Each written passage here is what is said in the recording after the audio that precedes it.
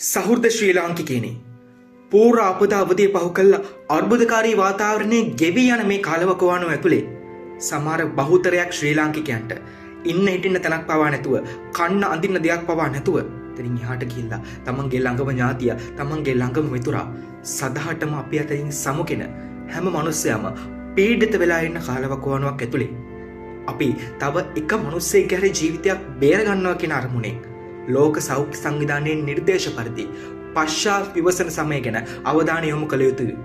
එහෙම අවධානය යොමු කරද්දී අපිට ශ්‍රී ලාංකීය ප්‍රජාවගේ සෞඛ්‍ය ගැන අතිශය සංවේදී මාතෘකාවක් හින්දම වැඩි අවධානයක් යොමු කරන්න ඕනේ. අන්න එතෙන්දී ලෝක සෞඛ්‍ය සංවිධානය අපිට නිර්දේශ කරනවා. ලංකාවේ සෞඛ්‍ය දෙපාර්තමේන්තුව අපිට නිර්දේශ කරනවා.